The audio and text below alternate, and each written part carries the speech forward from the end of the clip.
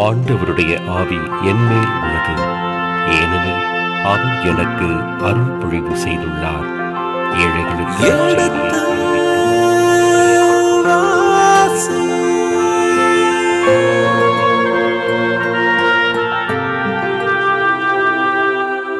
எடுத்து வாசி.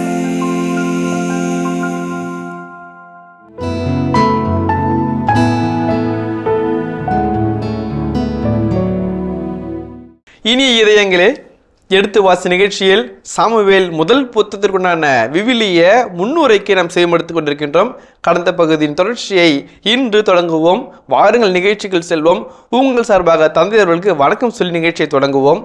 வணக்கம் தந்தை அவர்களே.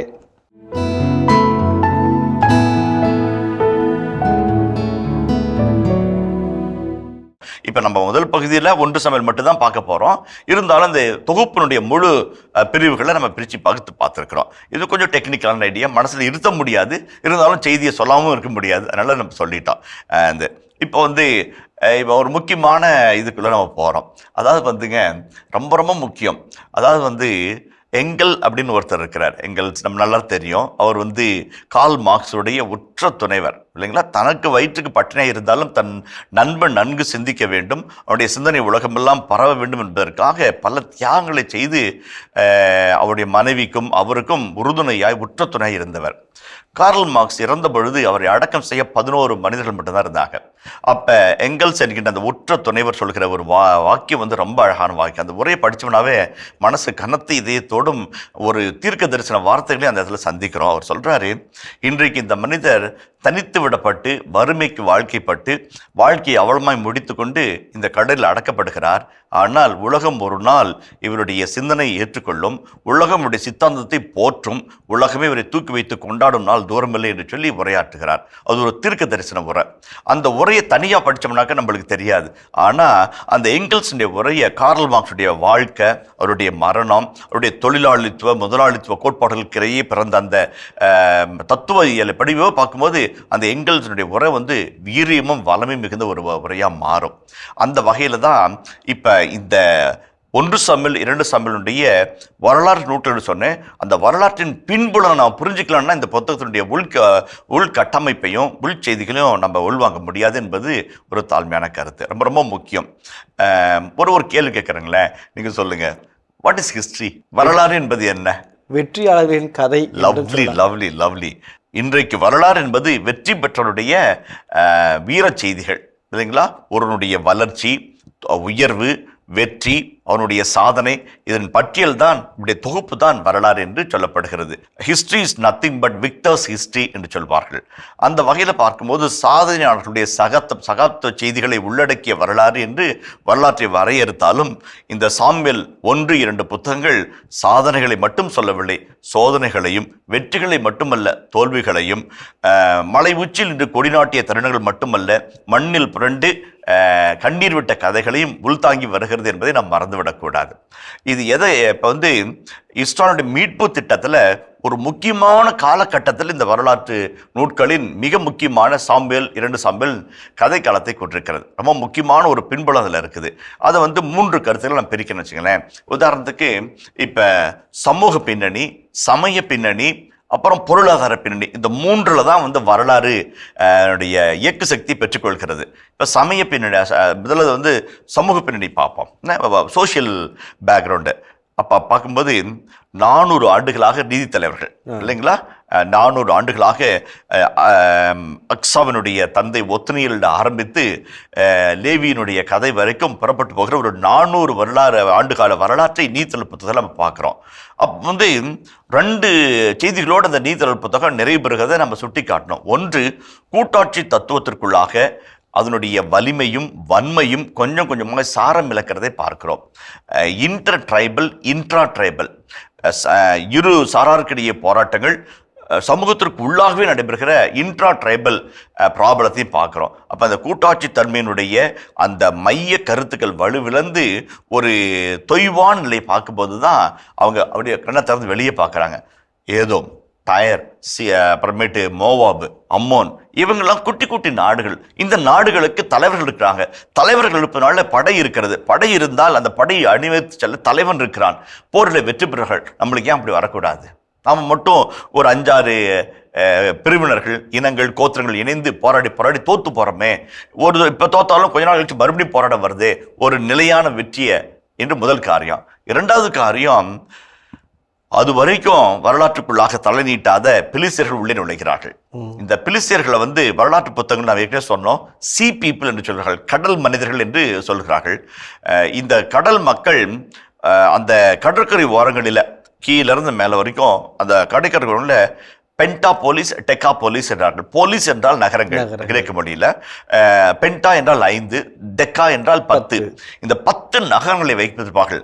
அப்படி புயலென புறப்பட்டு இந்த 10 நகரங்களின் கோட்டை குத்தரங்களிலே அமைந்திருந்து படைகளை திரட்டி மக்கள் மத்தியிலே ஒரு பேர் அழிவாய் உள்ள நுழைப்பார்கள். தாக்குவார்கள், சோறையாடுவார்கள், கொள்ளையடிப்பார்கள், ஆணிரைகளையும் விளைச்சல்களையும் கவர்ந்து செல்வார்கள். அதுதான் கிதியோன் இதில் நம்ம பார்த்தோம். அம்மோனியர், அமலேக்கியர் பிலிஸ்தர்களுக்கு பயந்து அறுத்த கோதுமையை திராட்சை ஆலையில வைத்து அடித்தது பத்த ஒரு காட்சியை நம்ம பார்க்கிறோம். இப்போ இந்த பிலிஸ்தருடைய கை ஓங்கி இருப்பதையும், இந்த ஓங்கிய கையை தடுத்து நிறுத்தவும், அவருடைய வலிமையை குறைக்கவும் இந்த ட்ரைபல் ஆர்மியினால முடியல. இந்த 12 கோத்திரங்களுடைய ஆதுஹோக் என்று சொல்லுவோமே, தற்காலிக படை என்பது சமாளிக்க முடியாதாக ஒரு இருக்குது. அந்த சமயத்தில் தான் மக்கள் சாமுவேல்கிட்ட போய் கேட்குறாங்க, மற்ற நாடுகளைப் போல எங்களுக்கும் எங்கள் படையை நடத்த ஒரு அரசனை தா என்று கேட்குறாங்க. இதுதான் இந்த பின்புலம் ரொம்ப முக்கியமான பின்புலம். இப்போ 2 செய்திகள் நம்ம இந்த கேள்வி ரொம்ப மேலோட்டமாக இருந்தாலும் அதுக்கு உள்ளே அடங்கி இருக்கிற அர்த்தம் ரொம்ப ஆழமான அர்த்தம். அந்த அர்த்தத்தில் 2 செய்திகள் நம்ம உள்வாங்கிக்கணும்.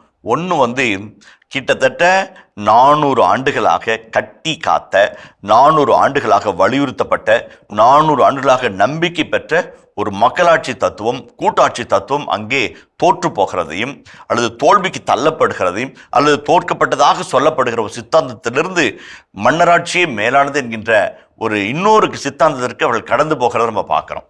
இது முதல் கருத்து, ரொம்ப முக்கியமான கருத்து. ஏன்னா அது வாழ்க்கை மாற்றம், வாழ்வியல் மாற்றமாக மாறுது. கூட்டாட்சியிலிருந்து இருக்கிறாங்க, அது அப்படியே மன்னராட்சிக்கு மாறுது. இந்த மன்னராட்சிக்கு மாறுதல தான் நார்மன் கே கோட்வால்ட் என்கின்ற உலக புகழ்பெற்ற சமூக விவியலார், பிப்ளிக்கல் சோசியாலஜிஸ்ட் ரொம்ப அழகாக சொல்லுவார். எந்த ஒரு மன்னராட்சி தத்துவம் வேண்டான்னு சொல்லிட்டு காட்டுக்குள்ளேயும் நாட்டுக்குள்ளேயும் ஒரு ட்ரைபல் கன்ஃபெடரேஷன் உருவாக்குனாங்களோ, அந்த மக்கள் மீண்டும் எகிப்திலே சந்தித்த, கானானிலே சந்தித்த அந்த மன்னராட்சிக்கு முறைக்கு திரும்புகிறார்கள். அது வேண்டான்னு சொல்லிட்டு ரீட்ரைபலுக்காக வந்தாங்க, மறுபடியும் அதை விட்டு இதுக்கு வராங்க. இங்கே தான் நம்ம ஒரு அழகான கருத்தை பார்க்கணும். தீசிஸ், ஆன்டிதீசிஸ், சிந்தசிஸ் என்று வரலாற்று மாறிக்கொண்டே போகிறத நம்ம பார்க்குறோம். இப்போ ஒரு முடியாட்சிக்கு போகிறாங்க. இந்த முடியாட்சிக்கு போவது என்பது ஏகோபித்த ஒரு கருத்து அல்ல. பலர் விரும்புகிறார்கள், சிலர் எதிர்க்கிறார்கள், சிலர் விரும்புகிறார்கள், பலர் எதிர்க்கிறார்கள் என்கிற 2 கோட்பாட்டையும் இந்த வீடியாசில் உள்ளடக்கி வைப்பதனால மன்னராட்சி என்பது எல்லோராலும் ஏற்றுக்கொள்ளப்பட்டதாக அல்ல, அல்லது எல்லோராலும் விரும்பப்பட்டதாக அல்ல என்ற 2 கருத்தையும் எதிர்வார்த்தையும் உள்ளே வச்சு அந்த 2 கரண்ட்டையும் உள்ள வச்சிருக்கிறார். ஏன்னாக்கா வாசிக்கிறவர்கள் அந்த வரலாற்றை வரலாறாக புரிந்து கொள்ள வேண்டும். வரலாற்று மாற்றத்திலே மன்னராட்சி என்பது ஏகோபித்த கருத்து மட்டுமல்ல, அதற்கு எதிர்ப்பு குரலும் இருந்தது என்பதை நாம் மறந்துவிடக்கூடாது என்பதை ஆசிரியர் அடிக்கோடிட்டு சொல்லுகிறார். அது முதல் கருத்து. இரண்டாவது 3 கருத்துக்கள். ஒன்று பொலிட்டிக்கலாக பிலிஸ்தருடைய ஓங்கிய புயத்திற்கு எதிராக அவர்களால் போராட முடியவில்லை என்று ஒரு கருத்தை சொன்னேன். இரண்டாவது பணக்காரர்கள் பெருகி போவதையும் ஏழைகள் சிறுகி போவதையும் இன்றைக்கு மட்டுமல்ல அன்றைக்கும் நாம் காண்கிறோம். உதாரணத்திற்கு 1 சாமுவேல் 25ஆம் அதிகாரம் 2ஆம் வசனத்தை வாசிப்போமே. கார்மேலில் சொத்துகளுடைய ஒருவன் மோவோனில் இருந்தான். அம்மனிதன் செல்வமிக்கவன். அவனுக்கு 3000 ஆடுகளும் 1000 வெள்ளாடுகளும் இருந்தன. அவன் கார்மேலில் தன் ஆடுகளுக்கு ரோமம் கத்தரித்து கொண்டிருந்தான். 3000 ஆடுகள் 1000 வெள்ளாடுகள், சரிங்களா? 3000 ஆடுகள் 1000 வெள்ளாடுகள். அப்படின்னா ஒரு மிகப்பெரிய செல்வந்தன் இல்லைங்களா? மிகப்பெரிய செல்வந்தனா அது இருக்கிறான். அதே போல பாருங்க, 1 சாமுவேல் 9ஆம் அதிகாரத்தை பார்ப்போமே. 1 சாமுவேல் 9ஆம் அதிகாரத்தை பார்ப்போமே. பென்யமின் குலத்தில் கீசு என்ற ஆற்றல் மிகு வீரர் ஒருவர் இருந்தார். அவர் பென்யமினன் அபியாவுக்கு பிறந்த பெக்கோராத்தின் மகனான செரோரின் மகன் அபியேலுக்கு பிறந்தவர். 1 சாமுவேல் 25 அதிகாரத்தில் நாபாலை சந்திக்கிறோம். 3000 ஆடுகள் 1000 வெள்ளாடுகள், மிகப்பெரிய செல்வந்தன். இந்த 1 சாமுவேல் 9 அதிகாரத்திலே மிகப்பெரிய செல்வந்தராகிய கீசுவினுடைய மகனாக சவுல் சித்தரிக்கப்படுகிறார். கழுதைகளை தேடி பிடித்து கண்டுபிடிக்கும் பணி அவரிடம் கொடுக்கப்படுகிறது நம்ம பார்க்கிறோம். இது போல பல மனிதர்களை சந்திக்கிறோம். மிகப்பெரிய மனிதர்கள், பணக்கார பின்புலம், வர்க்க வலிமை மேலாக இருக்குது, அடிமைகள், வேலைக்காரர்கள், மிகுந்த கால்நடைகள் என்று. இப்போ இவ்வளோ பெரிய செல்வனாக்க பாதுகாக்க செக்யூரிட்டி வேணுமா இல்லைங்களா? செக்யூரிட்டி வேணுமா இல்லைங்களா? உங்களுக்கு வந்து இசட் பாதுகாப்பு கொடுப்பாங்களா? நம்மளுக்கு லைசன்ஸ் தான் போதும், போலீஸ் ஒன்றும் பண்ணாது. இப்போ வந்து என்னக்கனாக்க, இப்போ மிகப்பெரிய பணக்காரர்கள், செல்வந்தர்கள், பொருளாதாரத்தில் மேம்படுத்துறவர்களுக்கு பாதுகாப்பு. இந்த 25 அதிகாரம் வாசிச்சோம்னாக்க தாவீதுடைய தோழர்களும் காவலாய் போய் நிற்கிறாங்க. ரோம் கத்திரிக்கும் நாட்களில் கொள்ளையோ திருடையோ நடக்காமல் எந்த ஒரு பங்கும் ஏற்படாமல் பாதுகாப்பு கொடுக்குறாங்க. அப்போ செக்யூரிட்டி கார்டை தான் வந்து தாவீதின் பணியை ஆரம்பிக்கிறார். இப்போ இந்த பணக்காரர்களுக்கு பாதுகாப்பு தேவைப்பட்டது. இந்த பாதுகாப்புக்கு போர் வீரர்கள் தேவைப்பட்டார்கள். இந்த போர் வீரர்களை பயிற்றுவிக்க படை தளபதி தேவைப்பட்டான். அப்போ ஒரு அழகான ஒரு மாற்றத்தை உருவாகுது. அதே போல் பணக்காரர்கள் மிகுதியாக ஆக ஆக அர்பன் சென்டர்ஸ் உருவாகுது என்று சொல்லி விவிலிய சமூகவியலாளர்கள் சொல்கிறாங்க. இப்போ பணம் சேர சேர, செல்வாக்கு பெருக பெருக ஒரு சின்ன குடும்பத்தின் தலைவர்கள் என்னன்றாங்க, பெரும் வணிகத்திற்கு அதிபதிகளாக மாறுகள். அவர்களை பாதுகாக்க படை தேவைப்படுகிறது. இவர்கள் வாழ்கின்ற சூழல் வந்து வளமான சூழலாக, பொருட்செலவும் ஆள்பலம் கொண்ட பகுதிகளாக மாறுகிறது. இப்போ கூட்டாட்சி அமைப்பிலிருந்து இவங்க வந்து அர்பன் சென்டர்ஸ், ரூரல் சென்டர்ஸ் என்று சமூகம் மாற்றப்படுகிறது. அது வந்து நம்ம கரெக்டாக நம்ம புரிஞ்சுக்கணும். இப்படிப்பட்ட ஒரு காலகட்டத்தில் மன்னராட்சி உள்ளே நுழைகிறது. இந்த மன்னராட்சியின் கீழே இங்கிற ஒரு தேர்ச்சி பெற்ற, பயிற்சி பெற்ற படை நிறுவப்படுகிறது. அந்த படையை பராமரிக்க பல்வேறு பணக்காரர்கள் ஒன்று சேர்க்கப்படுகிறார்கள். ஆட்சி முறையை மாறி போகிறது. இதை நம்ம மறந்துடக்கூடாது. இது முதலாவது. ரெண்டாவது வந்து ரொம்ப முக்கியமான கருத்து பொருளாதாரம். பொருளாதாரத்தில் வந்து இந்த 1 சாமுவேல் 2 சாமுவேலில் வந்து மிக அழகான ஒரு செய்தி நம்ம பார்க்குறோம். அரசனாக இருந்தாலும் கூட அந்த அரசன் ஆண்டவரின் கட்டளை கட்டுப்பட்டவன். அரசன் என்கிறவன் இறைவனின் அடியான். அரசன் என்கிறவன் இறைவனுக்கு இணையாரவன் ஒருபோதும் அல்ல. அது நாபோத்தாக இருக்கட்டும் அல்லது வந்து வேறு எந்த எளியவர்களாக இருக்கட்டும், அவருடைய கூக்குரல் இறைவன்பாக கேட்கப்படும். அவர்களுக்கு எதிராக இழைக்கப்படுகிற அநீதி அது அரசனாகவே இருந்தாலும் அவனுடைய நீதி தான் வெல்லும். நாபோத்தினுடைய தோட்டத்தை ஆகாப் திருடி கொண்டான். அரசனாக இருந்தாலும் அவனுடைய வாக்கு வந்த பொழுது, நீ எந்த இடத்தில் நாபோத்தினுடைய ரத்தத்தை சிந்திராயோ அதே இடத்தில் உன் ரத்தம் சிந்தப்படும், நாய்கள் வந்து அந்த இடத்தை நக்கும் என்று சொல்லி சாபம் கொடுக்கப்படுகிறது. அது நடைபெறுகிறதையும் இந்த பகுதியில் நாம் பார்க்கிறோம். அப்போ வந்து இந்த வலிமையான ஒரு சமூகம் மன்னராட்சியும் முடியாட்சியும் நோக்கி நகர்ந்து கொண்டிருக்கிற வேளையில் இறைவனுடைய அடிப்படை தூங்களாக ஏழைகளுக்கு, அனாதைகளுக்கு, கைவிடப்பட்டவர்களுக்கு, விதவைகளுக்கு இறை நீதி, சமூக நீதி போன்ற கருத்துக்கள் திரும்ப திரும்ப வலியுறுத்தப்படுகிறது. இந்த கருத்துக்களை உள்வாங்கித்தான் ஒருவன் அரசாட்சி செய்ய வேண்டும் என்ற ஒரு நிலையும் ஏற்படுத்தப்படுகிறது என்பதை இந்த பகுதி சுட்டி காட்டுகிறது. இதில் ரொம்ப முக்கியமான ஒரு கருத்து வந்து நம்ம நல்லா பார்க்கணும் அப்படின்னாக்க, இப்போ இந்த மன்னராட்சியினுடைய காலகட்டத்திலே அரசன் ஆள்பவராக இருந்தாலும் அவருடைய அரச பதவியும் அவருடைய மணிமகுடமும் வரையறுக்கப்படுகிறது. நாம் நல்லா பார்த்தோம், இறைச்சட்ட நூலில் அரசனுடைய பணிகள், அரசனுடைய நடவடிக்கைகள் வரையறுக்கப்பட்டு சொல்லப்படுகிறது. அழகாக சொல்லுது, அதற்கு ஏற்றது போல் வாழ்கின்ற ஒரு அரசன் மட்டுமே இறைவனுக்கு இனிய அரசனாக இருப்பான், மற்றவர்கள் எல்லாரும் என்னுடைய சாபத்தை பெறுவார்கள் என்ற செய்தியை இந்த புத்தகம் உள்தாங்கி வருகிறது. குறிப்பாக பார்ப்போமே, இப்போ வந்து 2 சாமுவேல் 14:10 வாசிப்போமே. உன்னிடம் யார் எதை சொன்னாலும் அவனை என்னிடம் கொண்டு வா, அவன் உன்னை இனி தொடவே மாட்டான் என்று அரசர் கூறினார். அரசனுடைய சொல்லே இறுதி சொல்லாய் மாறுகிறது. அரசனுடைய பதவி, அரசனுடைய அதிகாரம் வரையறுக்கப்பட்டாலும் அரசனுக்கே உரிய தனித்தன்மைகள் மறுக்கப்படவில்லை, மாற்றப்படவில்லை. 2 சாமுவேல் 14:10. அதை போலவே 2:8 வாசிப்போமே. இதற்கிடையில் சவுலின் படைத்தலைவனாகிய நேரின் மகன் அப்னேர் சவுலின் மகன் இஸ்போசேத்தை மகனாயிமுக்கு அழைத்து சென்றார். அப்போ பாருங்க, சவுலின் படைத்தளபதியாக நேரின் மகனாகிய அப்னேர், அப்போ படைத்தளபதி என்கிற போஸ்ட் உருவாக்கப்படுது. அதை நம்ம பார்க்குறோம். 8:16 வாசிப்போமே. செருயாவின் மகன் யோவாபு படைத்தலைவராகவும் செருயாவினுடைய மகன் யோவாபு படை தலைவனாகவும். தொடர்ந்து வாசிங்க. அகிலுதீன் மகன் யோசபாத்து ஆவண காப்பாளராகவும், அகிதூபின் மகன் சாதோக்கு அபியாத்தர் மகன் அபிமெலக்கு குருக்களாகவும், செராயா செயலராகவும் பணியாற்றினர். அப்ப குருவாக, செயலராக, ஆவண காப்பாளராக, படை தளபதியாக ஆட்சி முறை வந்துருச்சுங்களா? ஒரு ஸ்ட்ராட்டிஃபைட் சிஸ்டம் வந்துருச்சுங்களா? ஓகே, அதான் சொல்ல வந்து 20-23 வாசிப்போமே. யோவாபு அனைத்து இஸ்ரேலின் படைத்தலைவராகவும், யோயாதாவின் மகன் பெனாயா கிரையாத்தியர் பெலேத்தியரின் தலைவராகவும் இருந்தனர். 24 வாசிப்போம். அதோராம் கொத்தடிமைகளுக்கு பொறுப்பாளராகவும், அகிலுதீன் மகன் யோசபாத்து பதிவாளராகவும் இருக்க. பாருங்க, கொத்த அடிமைகள் இருக்கிறாங்க இல்லைங்களா? அரசன் வந்தால் அரண்மனை இருக்கும், அப்புறம் மாட மாளிகைகள், கூட கோபுரங்கள், சுற்று சுவர்கள், மதில் சுவர்கள், நகர வாயில்கள், நகர கோட்டை சுவர்கள், இதெல்லாம் கட்டுறதுக்கு ஆள் வேணுமில்ல. அப்போ ஒரு வர்க்கம் வந்து கொத்தடிமையாக மாறுது, ஒரு வர்க்கம் படை தளபதியாக மாறுது இல்லைங்களா? இது எல்லாத்துக்கும் வரலாற்று குறிப்புகள் இருக்குது. அதை போலவே 8-17 வாசிப்போமே. அகிதூபின் மகன் சாதோக்கும் அபியாத்தர் மகன் அகிமெலக்கும் குருக்களாக 20-25 வாசிப்போம். சேவா செயலராகவும், சாதோக்கும் அபியாத்தரும் குருக்களாகவும் பணியாற்றினர். செயலராக, குருக்களாக. இன்னும் ஒரே ஒரு சின்னது 20-24 வாசிப்போமே. அதோராம் கொத்தடிமைகளுக்கு பொறுப்பாளராகவும், அகிலுதீன் மகன் யோசபாத்து பதிவாளராகவும் இருக்க, சேவா செயலராகவும், சாதோக்கும் அபியாத்தரும் குருக்களாகவும் பணியாற்றினர். யாயீரை சார்ந்த ஈராவும் தாவீதின் குருக்களில் ஒருவனாக இருந்தார்.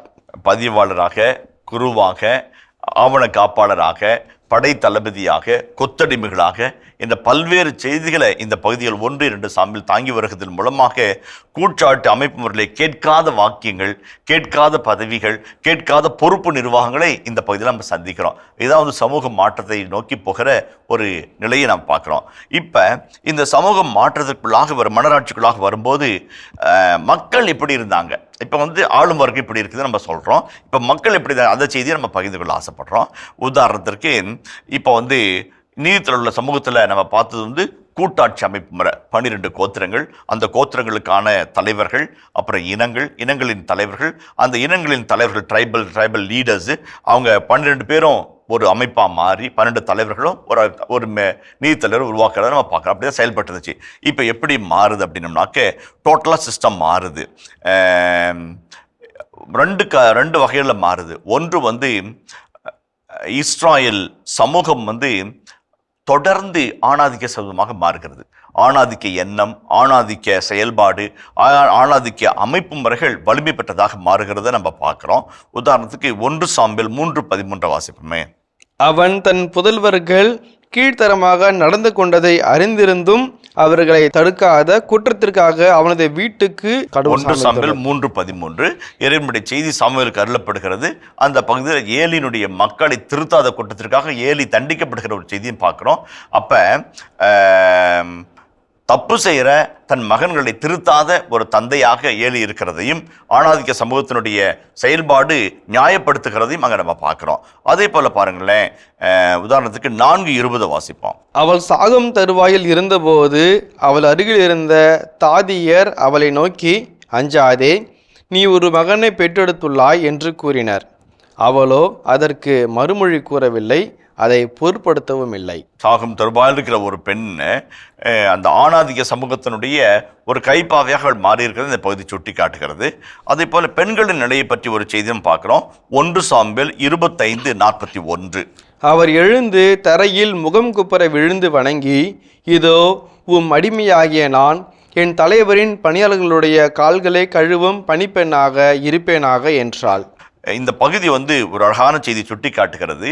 அபிகாயில் என்கின்ற அழகான பெண்மணியை பற்றிய செய்தி இது. நாபாலின் மனைவியாகிய அபிகாயில் தன்னை எப்படி வர்ணித்துக் கொள்கிறாள்? அரசே, உடைய படை வீரர்களுடைய பணியாளர்களுடைய கால்களை கழுவும் பணிப்பெண்ணாக என்னை ஏற்றுக்கொள்ளும். அப்போ பெண்களுடைய நிலையானது திபோராவை போல் அல்ல, யாவேலை போல் அல்ல, மிரியாமை போல் அல்ல, அல்லது பின்னடைக்கு தள்ளப்படுகிற ஒரு பகுதியை நம்ம பார்க்குறோம். அதை போலவே 2 சாமுவேல் 3:8 வாசிப்போமே. இஸ்பெசேத்தின் கேள்வி அப்பனியருக்கு கடுஞ்சினத்தை ஏற்படுத்தியது. நான் என்ன யூதாவுக்கு வாலாட்டும் நாயா? உன் தந்தை சவுலின் வீட்டாருக்கும் அவருடைய சகோதரர்களுக்கும் நண்பர்களுக்கும் இன்று நான் உண்மையுள்ளவனாய் இருக்கிறேன். தாவீதின் கைகளில் உன்னை நான் ஒப்புவிக்கவில்லை. நீயோ இன்று என் மீது ஒரு பெண்ணை குறித்து குற்றஞ்சாட்டுகிறாய். அப்ப பெண்களை போக பொருளாக அல்லது அரசியல் சதுரங்கத்திலே உருட்டப்படுகிற பகடைக்காய்களாக மாற்றப்படுகிற ஒரு செய்தியை நம்ம அந்த இடத்துல பார்க்குறோம். அதை போலவே எந்த இடத்தில் செல்வம் மிகுதியாக இருக்கிறதோ அந்த இடத்திலே குற்றங்களும் பழிப்பறிகளும் ஊழலும் இல்லாமல் இருக்காது என்பதற்கு வரலாறு சாட்சி. அதே போல் அந்த காட்சியை தான் இந்த இஸ்ராயலுடைய மன்னராட்சி காலகட்டங்களிலே நாம் சந்திக்கிறோம். குறிப்பாக 1 சாமுவேல் 4:9, 17:9 2 பகுதியில் வாசிப்போம். 1 சாமுவேல் 4:9. பெலிஸ்தியரே, துணிவு கொள்ளுங்கள், ஆண்மையோடு இருங்கள். எபிரேயர் உங்களுக்கு அடிமைகளாக இருப்பது போல நீங்களும் எபிரேயருக்கு அடிமைகளாக ஆகாதபடிக்கு ஆண்மையோடு போரிடுங்கள் என்றனர். 17:9 வாசிப்போமே. அவன் என்னுடன் போரிட்டு என்னை கொன்றால் நாங்கள் உங்களுக்கு அடிமைகளாவோம். நான் அவனை வென்று அவனை கொன்றுவிட்டால் நீங்கள் அடிமைகளாகி எங்களுக்கு பணி செய்ய வேண்டும் என்றான். சமூகத்தில் கொத்தடிமைகள் இருக்கிறதே நம்ம பார்த்தோம். இப்போ இந்த அடிமைகள் இருக்கிறதையும் நம்ம பார்க்குறோம். அப்புறம் விடுதலை உரிமை மக்களையும் நம்ம பார்க்குறோம். சமூக அமைப்பு இந்த அடிமைகள் அல்லது வேலைக்காரர்கள் அல்லது கொத்தடிமைகள் இதெல்லாம் புதிதாக வருகிற வார்த்தைகள். இந்த வரலாற்று பகுதியில் இடம்பெறுகிற தனித்துவமான வார்த்தைகள் என்பதை நம்ம மறந்துவிடக்கூடாது. இனிய இதயங்களே, இதுவரை நாம் எடுத்து வாசி நிகழ்ச்சியில் சாமுவேலின் முதல் புத்தகமான முன்னுரைக்கு செவிமடுத்திருக்கின்றோம். இதன் தொடர்ச்சியை மீண்டும் அடுத்த பகுதியில் பார்ப்போம். அதுவரை இணைந்திருங்கள். இயேசுவுக்கே புகழ், இயேசுவுக்கே நன்றி, மரியே வாழ்க. வேற்று இனத்து மக்கள், உடன்படிக்கை சமூகத்தை சாராத மக்கள் அச்சுறுத்தலாக இருந்தாங்க. இரண்டாவது, அவருடைய தெய்வங்கள், அவருடைய சமயங்கள் இவர்களுக்கு ஒரு அச்சுறுத்தலாக இருந்தது. இப்போ இங்கே என்ன ஆகுது? பல இடங்களில் இந்த கனானிய இறை கோட்பாட்டு தன்மைகள் இந்த மன்னராட்சி தத்துவத்திலே செல்லரித்து போக செய்கிற காட்சி பார்க்கிறோம்.